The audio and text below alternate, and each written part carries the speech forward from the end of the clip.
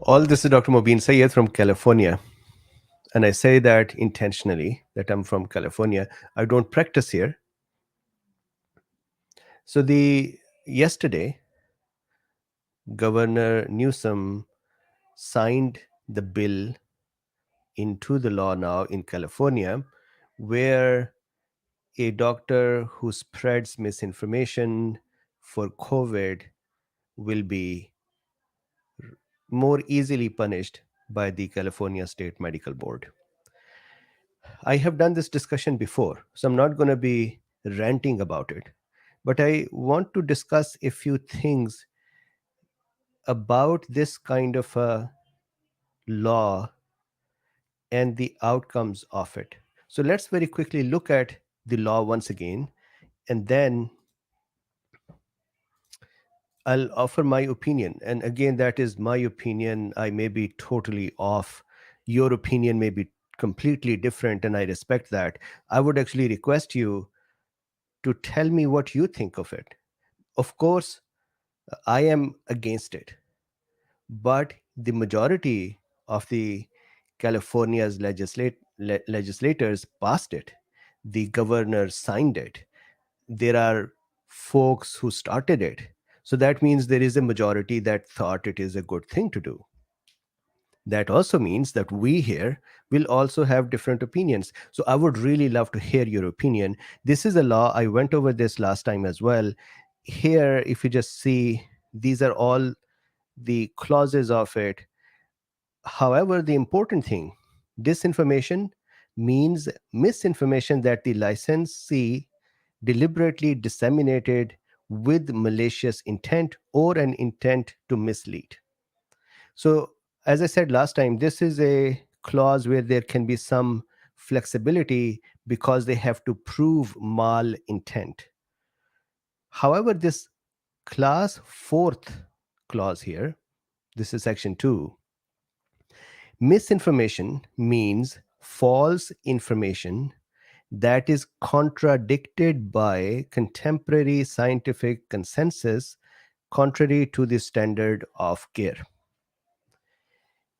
This is a clause that opens it up, opens the law and allows the medical board to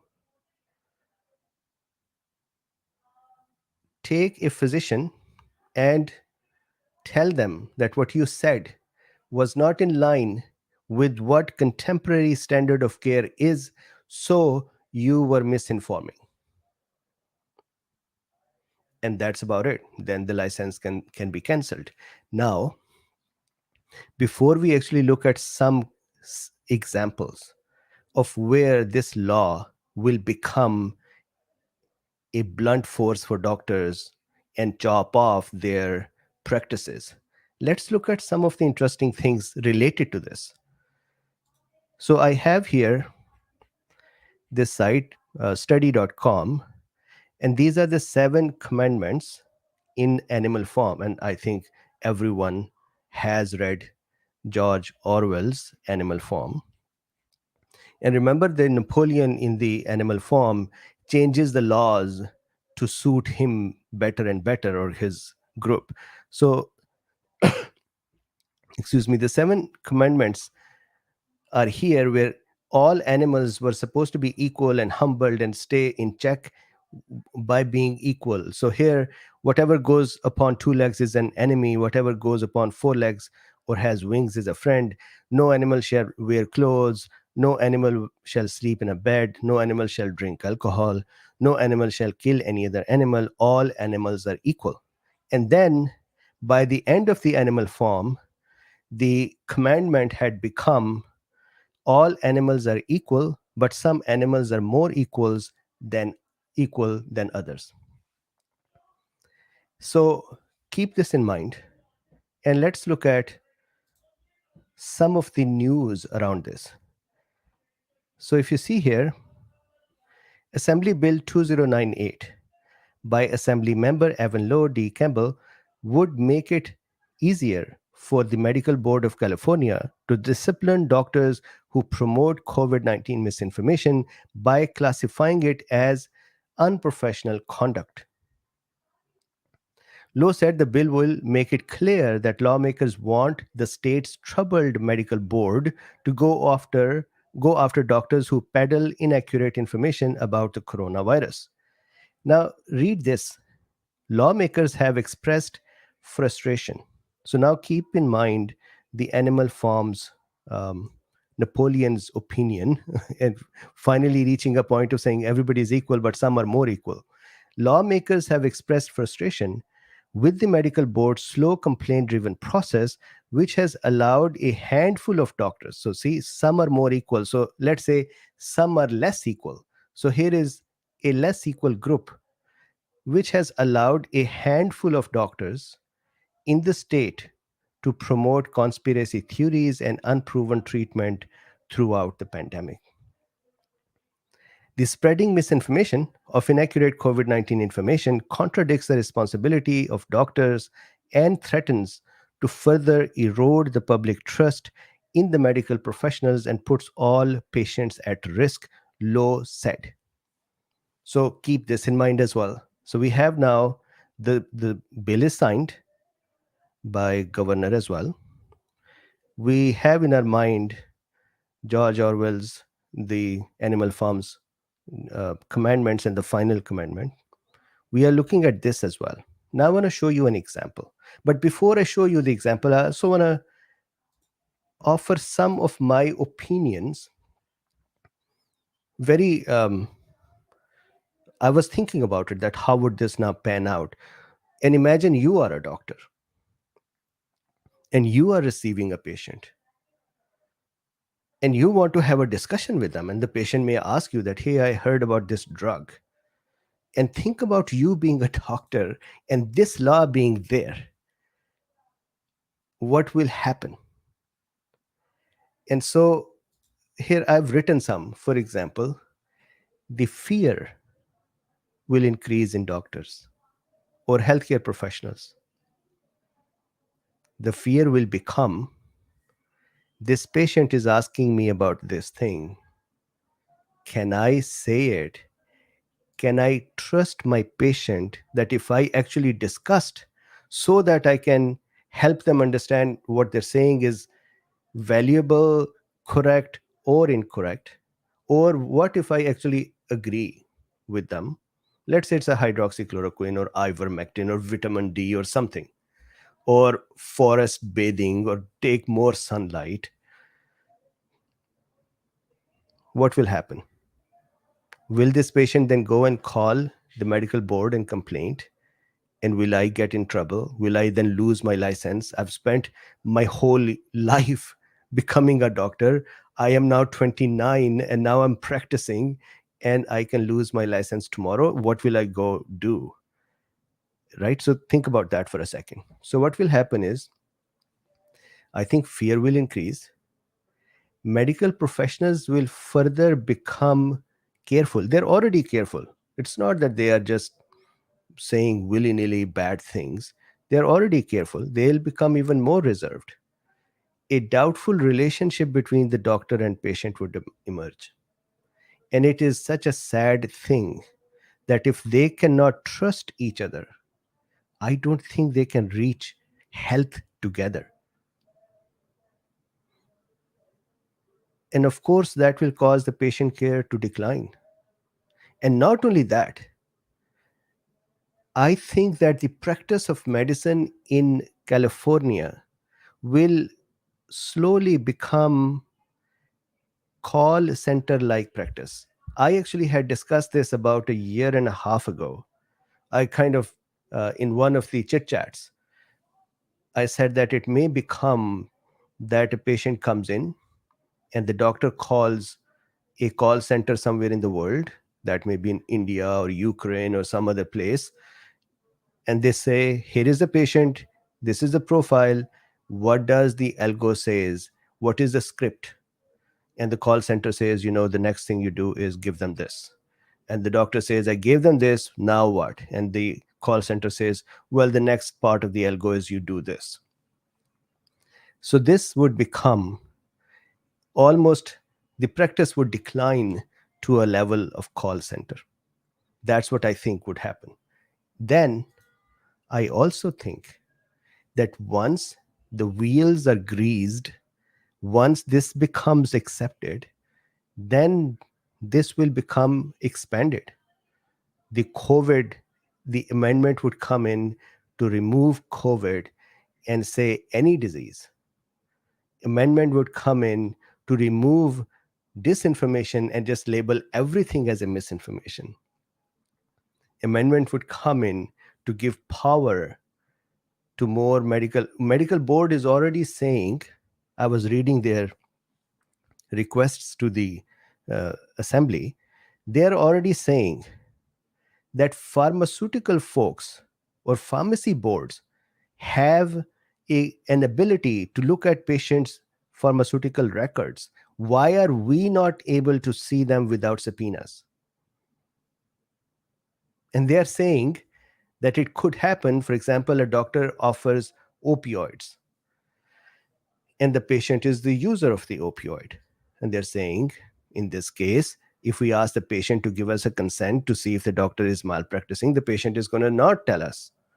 So we want to have the authority and the ability to get in the patient records without the patient's consent. Imagine the level of fear and the level of intervention that would happen.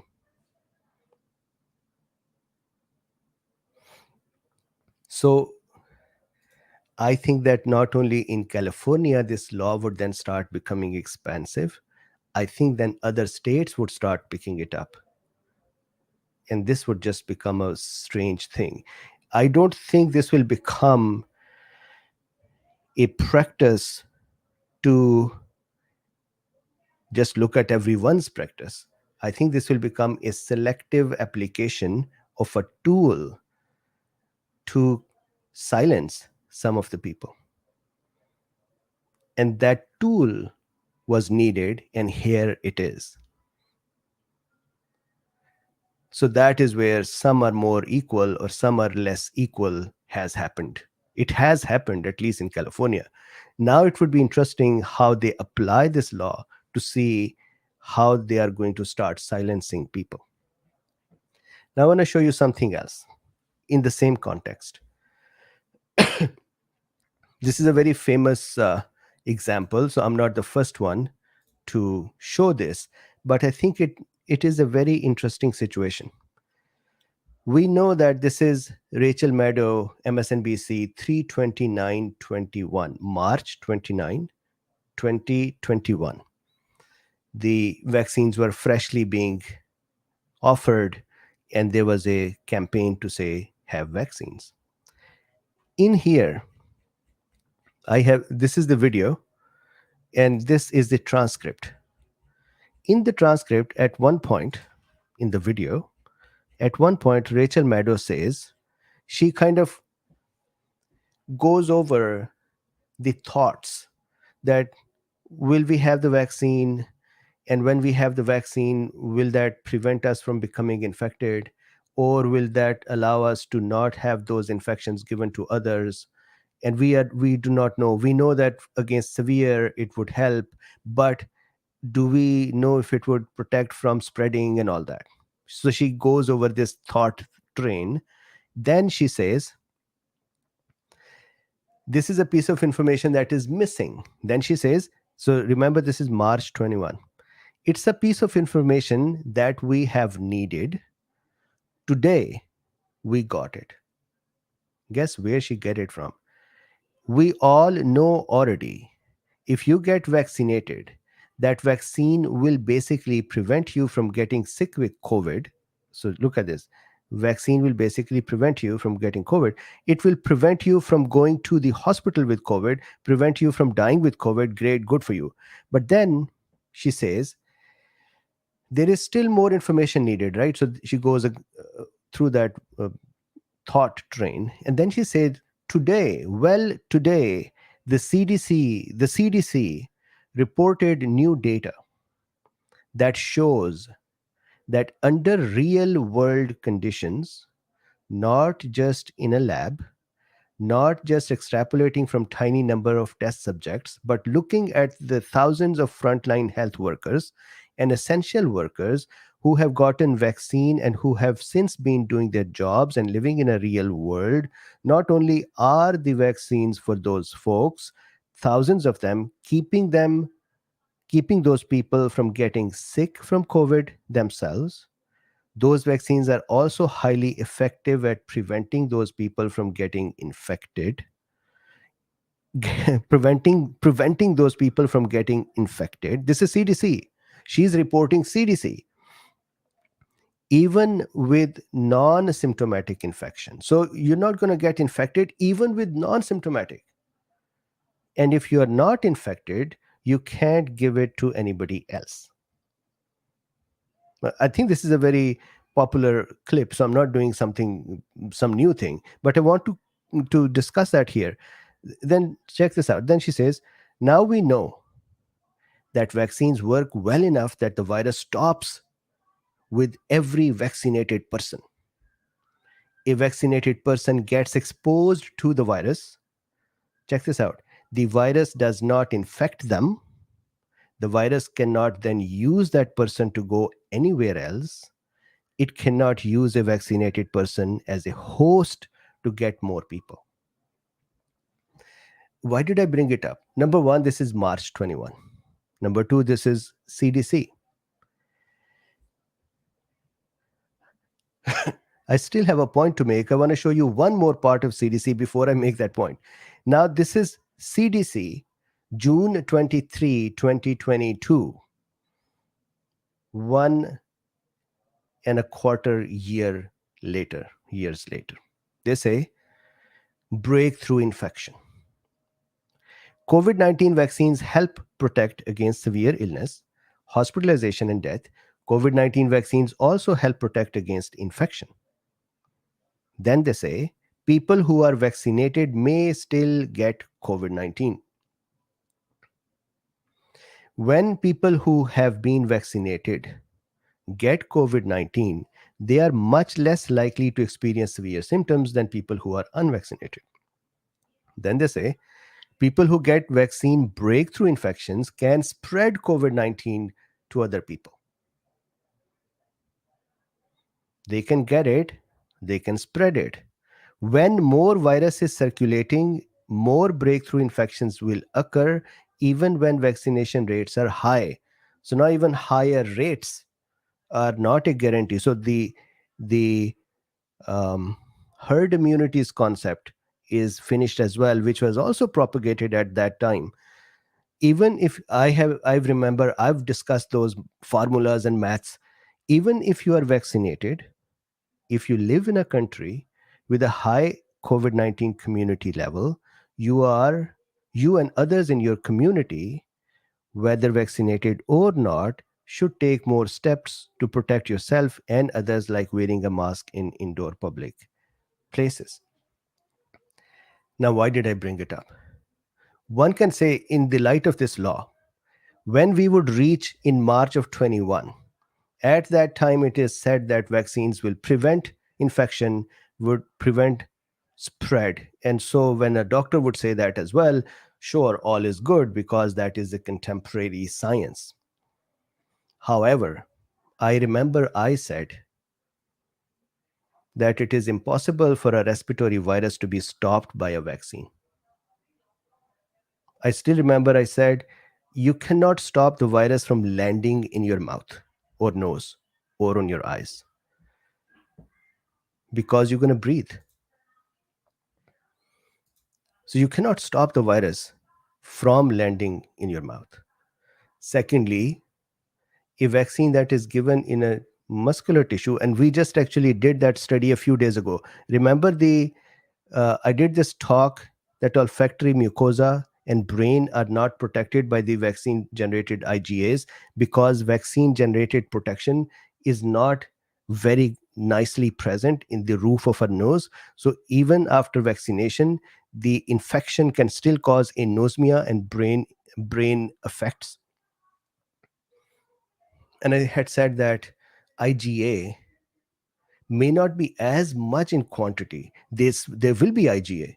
That means when the virus would come in, there will be IgA to attach with it, but not enough, because if some of you remember, because wherever the infection occurs, in the case of vaccine, where the antigen appears, the local systems become more ready. So when the respiratory system will, let's say, receive a nasal or oral vaccine or the actual infection, then more preparedness will be seen in the mucosal surfaces, more IgAs, more memory cells. This is exactly that study said. That study said that infected people, and again, I do not recommend anyone getting infected. I'm just saying that in that study, they said the infected people had better immunity near the nasal mucosa because they had developed memory cells after the infection. But we still know that even infected people develop anosmia. So even that is not sufficiently protective. But for the reinfection, their mucosa is better protected than, for example, a vaccine in the muscle. We had done these discussions at that time. And so that would have meant, if I was practicing a license here and I was talking with the patient and we had this discussion, and the patient said, hey, CDC says you would have this prevention of the becoming sick or spreading it. And I said, I don't think that you can stop the virus from landing in your mouth. And I remember I used to say infection means landing in the mouth, and disease means having symptoms. I would have been reported, could have been reported by that patient as someone providing misinformation. And from the language of the law, that contemporary, look at this language. The language says misinformation means false information that is contradicted by contemporary scientific consensus, contrary to the standard of care. Why this whole line is not the best articulation is that contemporary consensus could be incorrect. And I still remember that I had these discussions because I said from the previous SARS-CoV-1 and previous MERS-CoV, we know what works and what does not work, and this is a cousin virus. So contemporary, at that time, the contemporary organizations, consensus making organizations, CDCs, etc., had not picked up that information, had actually removed. I remember in one of my chit chats, there may be some of the cool beans who remember this as well. In one of the chit chats, I remember I had said we should collect money to buy a $60 book to send to FDA and CDC so they can read it in virology, how to handle SARS-CoV-2 because it is another coronavirus. And those books had said during the SARS-CoV-1 or MERS-CoV, here were the things that we did. The point is, I'm not saying that, hey, I said so. The point is, there was a doctor who was saying something that at that time was contradictory. Although I do not know if you are aware or not, some of you are, although I still got investigated by the board because there was still someone who sent them a complaint and they still felt that they had to come to my door and ask me for how dare I. I had to lawyer up, I had to provide them documents, and I won.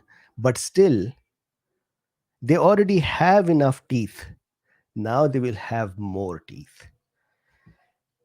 So, how will the doctor then? I don't practice here, so I don't have to sit down with the patient and discuss this. But how would a doctor and a patient's relationship be? That is what bothers me.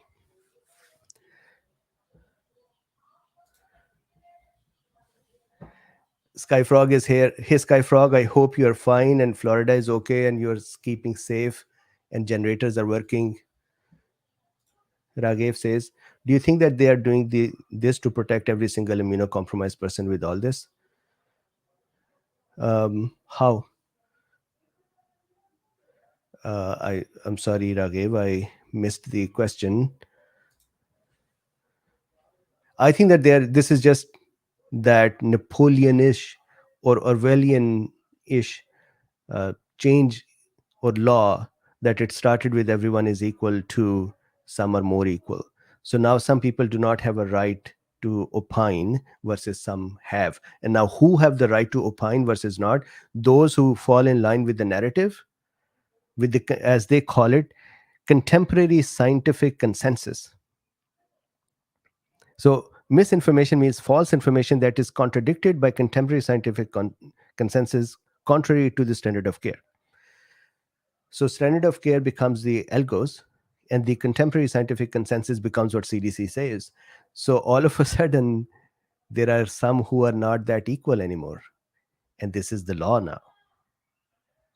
I did not think that California would um, lead in the in this kind of behavior, but here we are.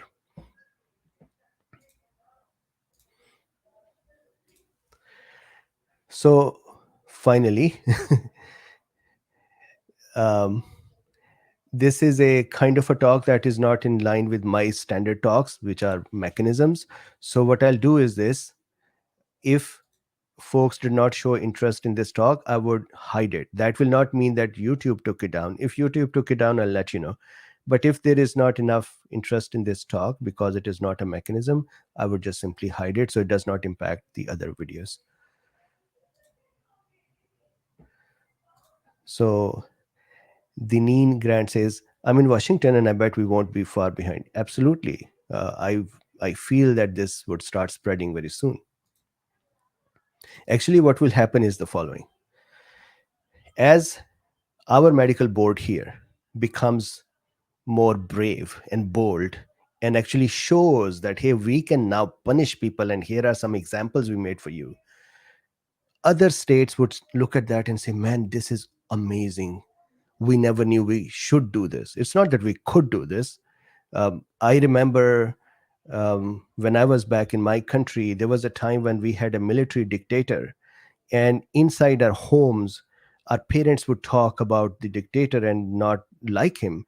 But when we would go out for to shops to buy things, I don't know if you know this or not, in other countries little kids go out to shops and purchase stuff for groceries. So when we would go out, our parents would specifically ask us to not say anything about what they talked at home, because they said the shopkeeper can report us and we can all be arrested.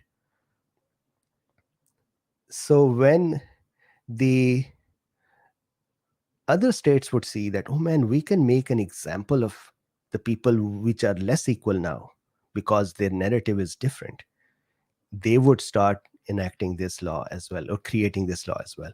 This will become an example to show how to punish, and that is a degradation of this system.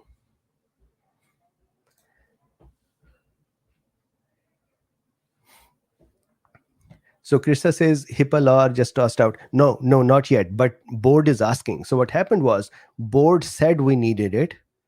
We need to be able to look at patients' um, information without subpoena and the patient's consent.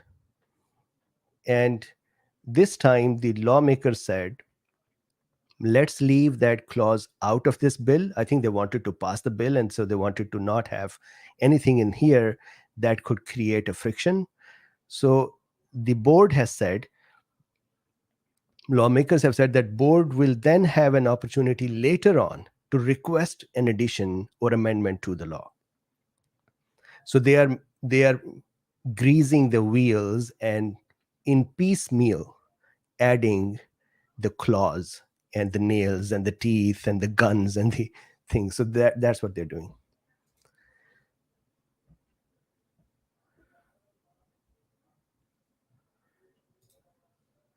Susan says long haulers will not have. So of course, for example, vaccine injury is not yet mainstream um, consensus. And what do I mean by that? CDC does not agree on this, or FD, and NIH had just published one study, and I have actually had those patients here who said we are not recovered, and that study said they are recovered. So imagine me saying, again, I'm not practicing, so I'm still out of this. But imagine a doctor saying to the patient that you may be vaccine injured and this may be not recoverable as fast as that study says. And let's say if the doctor says, I don't want to give you steroids for this, then what will happen? This is nasty. Okay, so, and by the way, I'm not going to put ads on this talk because that would cause YouTube is like squealer of the animal form, right? Propaganda machine. So that would cause YouTube to become upset that you added ads, that this video is not suitable for our ad giving people. So why did you do it? And they can then punish me for that. So I'm not going to add ads on this. Okay, so Raghav says, who was the vaccine mandates intended to help when people thought of them last year? So at that time, as I read that transcript, everyone.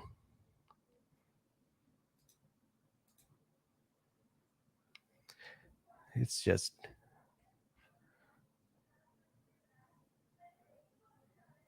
so. Jake says, "What do we do if we are hurt by the vaccine and trying to get treatment living in California?" So I think so far, either wait for the CDCs and FDAs to accept it that this happens, or the doctor will simply keep saying it doesn't happen. This is not what you're thinking. This may be psychological.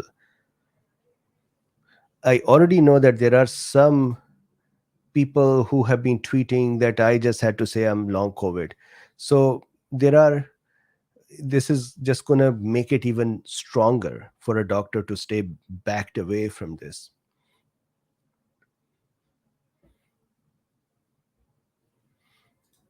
Mary says, I'm so sorry to hear about this new California doctor being. It is, I do not know if it is communism or not, but this is just not a good law. It is going to create a fear in doctor's heart, and will give another kind of a power to patient as well, to say, you know what, if he said something which I did not find in the protocol, or some patients might actually test their doctor, and as soon as they say, well, what do you think about ivermectin? And if God forbid the doctor says, I think it is good, done, that doctor is complaint for. And as soon as that complaint goes, doctor is going to be in trouble. That is the law now. So there is just so many unpleasant, disturbing, disgusting ramifications that I cannot imagine how our lawmakers can think in this way. Okay, so this is where we are. Thank you very much. If you are okay, I have one more tiny thing to discuss with you, but in a separate talk. That is about that myocarditis discussion that CDC study has done. There is a part of that study that is bothering me, and I want to present that. But once again, it is a it is a weekend. Once again, I have no idea how you would like it or not. But if you're okay, I'm going to come back with one, just maybe 5-minute talk. Skyfrog says you need to move to Florida to have a clean slate for the hurricane. We have a clean slate after the hurricane. Yes, I think we'll have to figure something out.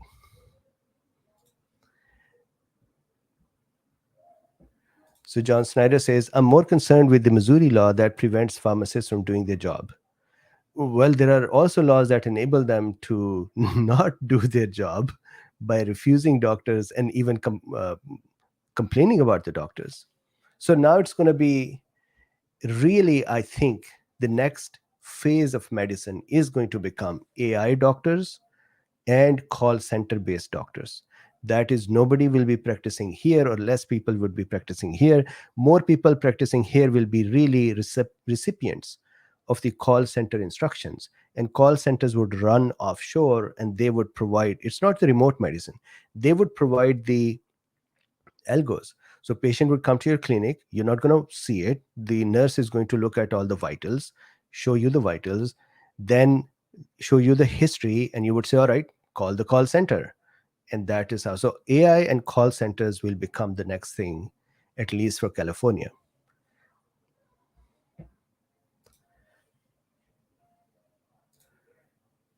Correct. So again, algebra, what will happen is some are more equal, right? And some are less equal. So there are going to be a lots of doctors, majority of the doctors will say, fine, yeah, this is correct. I am not going to talk about it. I remember in the very early days of COVID, there was a person who reached out to me and they said, my mother is not, she was not able to discuss something with the doctor. This is California. And she said that the doctor, her mother wanted to discuss a specific thing with the doctor, and doctor simply refused to discuss it. And not only refused that, she also said, I disagree with whatever you're saying, and let's agree to disagree and close this chapter. I think this kind of a statement will become more common. The benefit for the doctor will be, patient cannot complain about a doctor that doctor is in line with the mainstream. Not mainstream, but consensus. Patient cannot complain about that. So doctor's safest place is going to be just not even engage on it.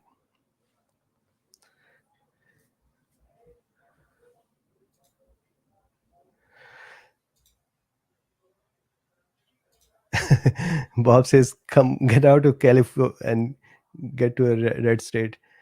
Sure.